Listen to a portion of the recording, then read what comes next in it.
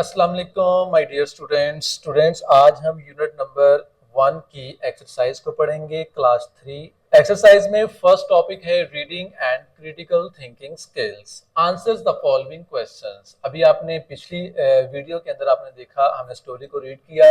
अब उस स्टोरी से रिलेटेड कुछ क्वेश्चन आंसर हैं, आए आज हम उनको डिस्कस करते हैं। नंबर 1 है who was the young boy in the story. इस कहानी के अंदर जो यंग बॉय था उसका नाम क्या था। सो आपने पढ़ा कि Shahid was the young boy in the story. इस कहानी के अंदर जो मेन कैरेक्टर था वो शाहिद था। Question number 2 is what qualities made Shahid special. कौन सी क्वालिटीज थी जो कि शाहिद को खास बनाती थी। सो आंसर है काइंड हार्टेडनेस, उसकी रहमदिली, ऑनेस्टी ईमानदारी एंड फेयर प्ले, और मुनसिफाना जो खेल पेश करना था आर हिज क्वालिटीज, वो उसकी क्वालिटीज हैं। Question number 3 is how did Shahid react when the older kids played rough. Shahid ने कैसे रिएक्ट किया जब ओल्डर किड ने रफ प्ले करना शुरू कर दिया, गैर मुनसिफाना खेल पेश करना शुरू कर दिया था। So the answer is he remained calm, वो पुरसुकून रहा and went to the referee, और वो रेफरी के पास गया ताकि मामले को सॉर्ट आउट किया जा सके। क्वेश्चन नंबर बी है कि read the lesson again and tick the correct option. Lesson को दोबारा रीड करें और करेक्ट ऑप्शन के ऊपर टिक लगाएं। Question number 1 is what was Shahid non for in the village. Shahid किस वजह से गांव के अंदर जाना जाता था। ऑप्शन है his strong sense of fair play, अपने मुनसिफाना खेल की वजह से। नंबर 2 हिज मिस्चीवियस नेचर, अपने शरारती फितरत की वजह से। हिज फुटबॉल स्किल, अपने फुटबॉल की महारत की वजह से। हिज इंटेलिजेंस, या अपनी जहानत की वजह से। So the right option is option number A कि वो अपने फेयर प्ले की वजह से जाना जाता था। Question number 2 is where was the football match organized. Football match था वो कहाँ पे ऑर्गेनाइज किया गया था। ऑप्शन 1 है इन द टाउन, टाउन के अंदर। Number 2 in the village, village में। इन द सिटी, शहर में। ऑन द माउंटेन, या पहाड़ों के ऊपर। तो आंसर है इन द विलेज। नेक्स्ट क्वेश्चन है कि what did Shahid do when one of the older kids deliberately touch the ball last. जब ओल्डर बॉय ने जानबूझकर गेंद को एट द लास्ट टच किया तो शाहिद ने क्या किया था। ऑप्शन है ही ignored it and continued playing, उसने इग्नोर कर दिया और खेल जारी रखा। Number 2 he told the referee the truth, उसने रेफरी को जाके सच बताया। Number 3 he argued with the older kids, उसने ओल्डर किड्स के साथ आर्ग्यू करना शुरू कर दिया।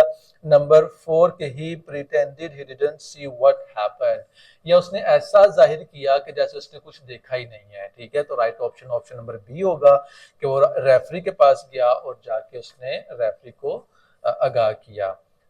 तो रीडिंग एंड क्रिटिकल थिंकिंग के बाद अब चलते हैं वोकैबुलरी हंट की जानिब। Read the following words with their meanings. Words meaning दिए गए हैं। पहला वर्ड है पार्टिसिपेट। तो पार्टिसिपेट का मतलब होता है to take part in an activity, किसी एक्टिविटी के अंदर हिस्सा लेना। नंबर 2 है integrity. Integrity mean having strong moral principles. ठीक है, अखलाकी असूल होना, मजबूत अखलाकी जो असूल होते हैं वो किसी इंसान के अंदर होना। नेक्स्ट है टैक्टिक्स। टैक्टिक्स कहते हैं methods used to achieve a goal, एक गोल को अचीव करने के लिए जो मेथड्स होते हैं, जैसे हम चालें कहते हैं, चाल चलना। नेक्स्ट है deliberately. Deliberately mean on purpose, intentionally, यानी कि जानबूझकर, चाहते हुए। नेक्स्ट है catch up. Catch up mean to reach the same level पर पहुंच जाना। सो डियर स्टूडेंट्स, यहाँ पर हमने वर्ड्स मीनिंग को डिस्कस किया। नेक्स्ट हमारा टॉपिक है ओरल कम्युनिकेशन। ओरल कम्युनिकेशन में है साउंड लर्निंग, और हमारा टॉपिक जो है वो है सिलेबल डिवीजन। रीड एंड से the following words. 2 syllable words. पहले हम 2 सिलेबल वर्ड्स को पढ़ते हैं, फिर 3 सिलेबल वर्ड्स हैं, फिर हम उसकी डेफिनेशन देखेंगे। 2 सिलेबल वर्ड्स में है window, table, basket, pencil, turtle. 3 syllable words हैं elephant, umbrella, bicycle, octopus, September। Next है 4 syllable words। 4 syllable words में आप पढ़ सकते हैं exceptional, caterpillar, entertaining, alligator, watermelon। Syllable division हम पढ़ते हैं फोकस पॉइंट में जाकर। आपको एक बॉक्स नजर आ रहा है, वहां पर सलेबल्स की डिवीजन कैसे की जाती है इसके बारे में बताया गया है। तो syllable division is the process of dividing words into separate syllables और साउंड यूनिट्स, कि वर्ड्स को साउंड यूनिट के एतबार से या सिलेबल्स के एतबार से डिफरेंट कर देना, सेपरेट कर देना, अलग कर देना, इसको सिलेबल डिवीजन कहा जाता है। A syllable is a unit of sound, ये साउंड का एक यूनिट होता है, एक हिस्सा होता है इन अ वर्ड, एक लफ्ज के अंदर, that contains a vowel sound, जिसके अंदर एक vowel sound होती है, and sometimes include consonant sound, और sometimes इसमें consonant sound भी हो सकती है, that precede और follow the vowel, जो कि vowel को precede कर रही होती है, यानी कि उसके बाद vowel आ रहा होता है। सो नॉर्मली सिलेबल्स को आइडेंटिफाई करने के डिफरेंट पैटर्न्स हैं। आप अपने टंग की मूवमेंट से बता सकते हैं। अगर आपके किसी वर्ड को बोलते वक्त आपकी टंग वन टाइम मूव करती है, इट्स मीन का वन सिलेबल वर्ड होगा। अगर टू टाइम मूव करती है, इट्स मीन ये टू सिलेबल वर्ड होगा। तो इस तरह से भी इसको काउंट किया जाता है। इससे रिलेटेड क्वेश्चन है कि write more words and separate them into syllables in your notebook. मजीद कुछ अल्फाज लिखें और उनको सिलेबल्स के अंदर डिवाइड करना है। फॉर एग्जाम्पल वर्ड है एलिफेंट, तो इसके स्पेलिंग होंगे एलिफेंट, ELEPHANT। नेक्स्ट वर्ड है बास्केट, तो इसके स्पेल होंगे BAS बास और KET basket. Similarly grand father, ball, market. तो ये मुख्तलिफ वर्ड्स हैं और इनको सिलेबल्स के अंदर यहाँ पर मेंशन किया गया है। नेक्स्ट पार्ट आता है speaking time. Read and practice the given dialogue. This is a dialogue between a miss, a teacher and students. Miss Sadaf says, good morning class, today we are going to talk about the importance of being aware of how others express meanings both through their words and non-verbal communication. Can anyone give me an example of non-verbal communication? Miss Sadaf जो है वो class को good morning करती हैं और वो आके बच्चों से जो आज का टॉपिक है वो डिस्कस करती हैं और उनको नॉन वर्बल कम्युनिकेशन के बारे में बताने की कोशिश करती हैं। और सबसे पहले क्वेश्चन करते हैं कि आप में से कोई बता सकता है कि नॉन वर्बल कम्युनिकेशन क्या होती है। तो अली कहता है, I know miss Sadaf, non verbal communication includes things like facial expressions, कि नॉन वर्बल कम्युनिकेशन जो होती है उसमें आपके चेहरे के तासुरात शामिल होते हैं। बॉडी लैंग्वेज, आपके बॉडी के जो डिफरेंट पार्ट्स की मूवमेंट है उससे आप कम्युनिकेट करते हैं। एंड जेस्चर्स, और अपने इशारों के जरिए आप बातचीत करते हैं। मिस सदफ कहती है, एक्सीलेंट अली, शानदार, यू आर एब्सोल्युटली राइट, तुमने बिल्कुल ठीक कहा। Can anyone give me an example of a non verbal cue? क्या मुझे कोई एग्जांपल दे सकता है? नवाज नोडिंग, नवाज नोट करते हुए अपना सर हाँ के अंदर हिलाते हुए कहता है, yes miss Sadaf, when someone nods their head it's usually means they understand what is being said. जब कोई अपना सर हिलाता है इसका मतलब होता है कि उस बंदे को समझ आ गई है कि दूसरा बंदा क्या बात कर रहा है। मिस सदफ, ग्रेट ऑब्जर्वेशन, शानदार। Nawaz, now let's discuss ways to be more sensitive to how others express meanings।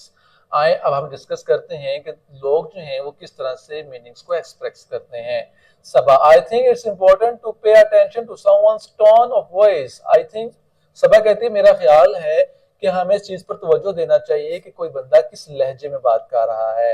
It can indicate if they are happy, sad और एंग्री। इसी से पता चल जाता है कि कोई बंदा हैप्पी है, सैड है या एंग्री है।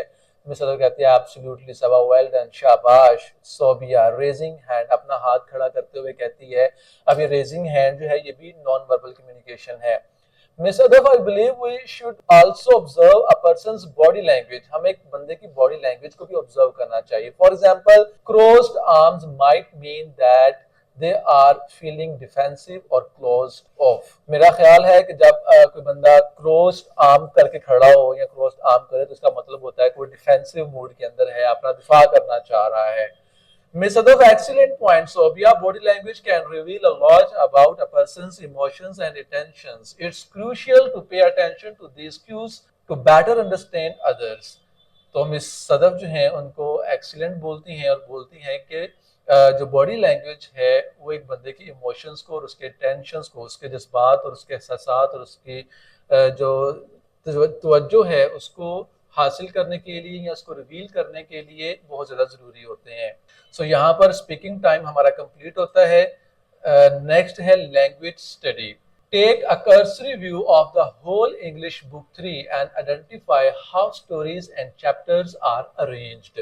आप इंग्लिश क्लास 3 को ऑब्जर्व करें और बताएं कि इसमें चैप्टर्स को और स्टोरीज को किस तरह से अरेंज किया गया है। इसके सामने आपको फोकस पॉइंट में एक बॉक्स नजर आ रहा है, तो वहां पे लिखा हुआ है कि books can be organized into sections and chapters to help readers navigate the text, ताकि स्टूडेंट जो हैं, पढ़ने वाले जो हैं, रीडर्स जो हैं, वो टेक्स्ट से की नेविगेट कर सकें, उसको मतलब उसको लोकेट कर सकें कि कौन सा चैप्टर कहाँ पे है, कौन सी स्टोरी कहाँ पे है, किस पेज पर है, वो फौरन उसको नेविगेट कर लेते हैं, फौरन पता चला लेते हैं। तो story books have chapters that focus on different events in the story. कुछ जो स्टोरी बुक्स होती हैं उसमें भी उनको चैप्टर वाइज डिवाइड किया जाता है, ताकि बच्चे को स्टोरी को आइडेंटिफाई करने में, डिफरेंट इवेंट को आइडेंटिफाई करने में डिफिकल्टी ना हो। तो ये आपकी एक एक्टिविटी है, आपने बुक 3 को जो है ऑब्जर्व करना है और देखना है कि इसमें डिफरेंट सेक्शंस और डिफरेंट चैप्टर्स को किस तरह से ऑर्गेनाइज किया गया है। नेक्स्ट चलते हैं parts of speech. Look at the picture below and right 3 words in each column. अब सबसे पहले हम देख लेते हैं फोकस पॉइंट में जाकर एक्शन वर्ब्स क्या होते हैं, नाउन्स क्या होते हैं, वर्ब्स क्या होती हैं या एडजेक्टिव्स क्या होती हैं। तो action words also known as verbs are words that express actions. Examples of action words include run, jump, dance and laugh. तो एक्शन वर्ड ऐसे वर्ड्स होते हैं जिसमें कोई काम हम करता हुआ देखते हैं। फॉर एग्जांपल कोई रनिंग कर रहा है, जंपिंग कर रहा है, डांस कर रहा है या लाफ कर रहा है, हंस रहा है। नेमिंग वर्ड्स होते हैं आल्सो नोन एज नाउन, जिनको हम नाउन्स भी कहते हैं, और words that name a person, place, thing और आइडिया, जो किसी चीज, शख्स, जगह या किसी ख्याल का नाम होता है। Examples of naming words include book, table, dog and love. अब ये जितनी भी चीजों के नाम हैं वो नाउन्स कहलाते हैं, इनको हम नेमिंग वर्ड्स कहते हैं। और डिस्क्राइबिंग वर्ड्स होते हैं आल्सो नोन एज एडजेक्टिव्स, इनको हम एडजेक्टिव्स कहते हैं, दैट डिस्क्राइब अ नाउन और प्रोनाउन, जो कि नाउन या प्रोनाउन को डिस्क्राइब करते हैं। For example big, blue, happy and delicious etcetera. ठीक है, फॉर एग्जांपल मैं कहता हूँ बिग बैग, ठीक है, तो इसका मतलब क्या है कि बैग को डिस्क्राइब करने वाला वर्ड बिग जो है वो एक डिस्क्राइबिंग वर्ड है। ठीक है, तो अब आपने एक पिक्चर देखनी है और उस पिक्चर को देखते हुए आपने बताना है कि इसमें कौन कौन से नाउन्स हैं और कौन कौन से इसके अंदर जो हैं वो वर्ब्स हैं और एडजेक्टिव्स हैं। फॉर एग्जांपल ये पिक्चर हम देख सकते हैं, यहाँ पर आपको डिफरेंट नेमिंग वर्ड्स नजर आ रहे हैं, जैसे बॉय है, गर्ल है, टीचर है। इसके अंदर डिफरेंट एक्शंस परफॉर्म हो रहे हैं, जैसे बच्चे रीड कर रहे हैं, स्टडी कर रहे हैं, सिट बैठे हुए हैं, टीच टीचर जो है वो पढ़ा रही है। तो ये एक्शन वर्ब्स हैं। अब इसमें डिस्क्राइबिंग वर्ड्स क्या हो सकते हैं, काम, कि वो पुरसकून है, CALM, काम, पुरसकून बैठे हुए हैं, आराम से बैठे हुए हैं। हैप्पी, हैप्पी नजर आ रहे हैं, खुश हैं, ये भी डिस्क्राइबिंग वर्ड है। ब्यूटीफुल, और ब्यूटीफुल जो है ये भी एक डिस्क्राइबिंग वर्ड है। सो नेक्स्ट पार्ट की जानिब चलते हैं, ग्रामर फोकस पे, types of nouns. Read the following sentences and notice the use of common and proper nouns. पहले हम एग्जांपल्स को पढ़ लेते हैं, फिर हम डेफिनेशंस के अंदर जाके देखेंगे कि कॉमन नाउन क्या होते हैं और प्रॉपर नाउन क्या होते हैं। फर्स्ट सेंटेंस है, Pakistan came into being on 14th अगस्त 1947। तो यहाँ पर पाकिस्तान जो है ये एक प्रॉपर नाउन है, इसी तरह से अगस्त प्रॉपर नाउन है। Karachi is the largest city in Pakistan, यहाँ पर कराची और पाकिस्तान प्रॉपर नाउन है, सिटी एक कॉमन नाउन है। Lahore city is famous for delicious food, Lahore जो शहर है वो फूड की वजह से बड़ा मशहूर है। तो यहाँ पर लाहौर प्रॉपर नाउन है, पाकिस्तान भी प्रॉपर नाउन है, सिटी यहाँ पर अगेन एक कॉमन नाउन होगा। Islamabad is the capital city of Pakistan, तो यहाँ पर इस्लामाबाद और पाकिस्तान प्रॉपर नाउन है और सिटी अगेन एक कॉमन नाउन होगा। The Indus river is one of the longest reverse in Asia, तो यहाँ पर इंडस रिवर और एशिया प्रॉपर नाउन है और रिवर जो है वो कॉमन नाउन है। नेक्स्ट पार्ट की जानिब चलते हैं, read the following sentences and underline the proper nouns and tick the common nouns. पहला सेंटेंस है, Lahore is a famous city non for its historical buildings.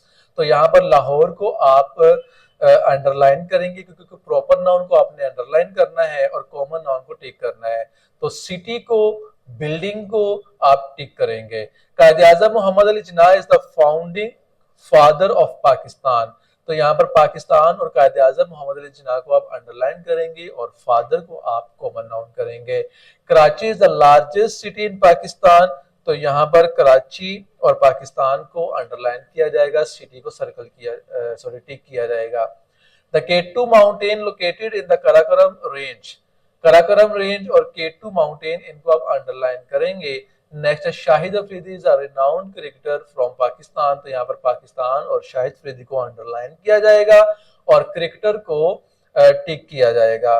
Focus point में जाके अब हम इसकी डेफिनेशंस को पढ़ लेते हैं। Common nouns are words that name a general person, place, thing और idea. For example cat, city, book. आप शुरू से पढ़ते आ रहे हैं कि जो जनरल चीज होती हैं, जनरल लोग होते हैं, जनरल जगह होती हैं, उनको कॉमन नाउन्स कहा जाता है।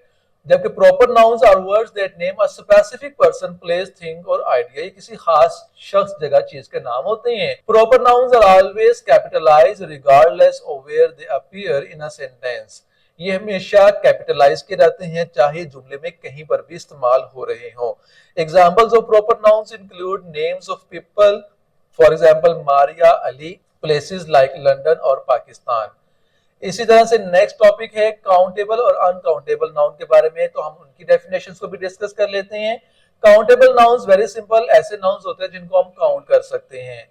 तो countable nouns are nouns that can be counted. Examples of countable nouns are books, pens, apples and cars. Uncountable nouns are nouns that can not be counted, for example water, sand, bread and advice, etc.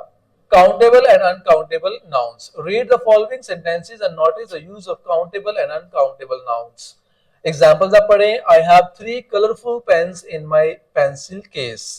तो यहाँ पर pen और pencil जो है ये countable noun है, इनका plural बन सकता है, इनको हम काउंट कर सकते हैं. Ayesha bought a bag of sugar to make cookies. तो यहाँ पर शुगर जो है वो अनकाउंटेबल नाउन है, इसको काउंट नहीं कर सकते. We need 2 cups of milk to make hot chocolate. तो यहाँ पर मिल्क जो है वो अनकाउंटेबल नाउन है, चॉकलेट जो है वो काउंटेबल नाउन है, कप भी काउंटेबल नाउन है. इसी तरह से mom gave me a box of chocolate for my birthday. तो यहाँ पर बॉक्स और चॉकलेट ये काउंटेबल नाउन्स हैं. नेक्स्ट है I found a jar of honey in the kitchen cabinet. तो यहाँ पर हनी अनकाउंटेबल नाउन है और किचन और कैबिनेट जो है वो काउंटेबल नाउन है. नेक्स्ट आता है underline the countable nouns and circle the uncountable nouns in the following sentences. पहला है I have 2 pens in my pencil case. तो यहाँ पर पेन्स और पेंसिल्स को आप कहेंगे काउंटेबल नाउन है. The teacher gave us 3 cups for our juice. यहाँ पर जो कप है वो काउंटेबल नाउन है और जूस जो है वो अनकाउंटेबल नाउन है. I have a lot of sugar to make cookies with. तो sugar uncountable noun. Mom bought me a new pair of shoes for school. तो यहाँ पर शूज जो है वो काउंटेबल नाउन है, स्कूल भी काउंटेबल नाउन है. नेक्स्ट है I need 2 slices of bread to make a sandwich for lunch. तो यहाँ पर स्लाइसेस और सैंडविच ये काउंटेबल नाउन्स हैं. नेक्स्ट टॉपिक आता है राइटिंग स्किल्स के अंदर simple present tense. Read the following sentences and notice the use of simple present verb. Sentences that the sun rises in the morning, she sings beautifully, they play soccer every weekend, he brushes his teeth before going to bed, we eat breakfast together every morning. Focus point में यहाँ पर एक दिया गया है, simple present tense को elaborate किया गया है कि सिंपल टेंस जो होता है is used to describe actions that are habitual. ऐसे काम जो कि हैबिट के तौर पर आदतन किए जाते हैं, फैक्चुअल फैक्ट के ऊपर मबनी हो, और जनरल ट्रू या कोई आम सच्चाई हो इन द प्रेजेंट टाइम, मौजूदा वक्त के अंदर. जैसे आपने जुमला पढ़ा the sun rises in the morning, सूरज जो है सुबह के वक्त तलू होता है. तो एक हकीकत है, इससे आप इनकार नहीं कर सकते. ठीक है. Read the following sentences with SV pattern. SV pattern इनके subject verb pattern. For example flowers bloom. Flower subject है, ब्लूम जो है वो वर्ब है. Birds chirp, children laugh, he runs. Read the following sentences with SVO pattern. इनके subject verb और object pattern. I help the poor. I subject है, help verb है, the poor जो है वो ऑब्जेक्ट है.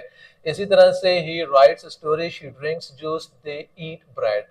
Make simple sentences by using SV यानी कि subject and verb pattern and SVO subject, verb and object pattern in your notebooks. तो यहाँ पर मैंने कुछ examples दी हैं. For example, she runs ये SV pattern है, they eat ये भी SV pattern है, I sleep ये भी SV pattern है. और SVO pattern में जो मिसालें हो सकती हैं वो है he eats pizza, she drinks milk, I play football. So dear student, यहाँ पर हमारा यूनिट नंबर 1 की एक्सरसाइज कंप्लीट होती है। आई होप सो आपने इसके सारे टॉपिक्स को अच्छी तरह से समझा होगा। मुझे अपनी नेक्स्ट वीडियो के लिए इजाजत दीजिए। अल्लाह हाफिज।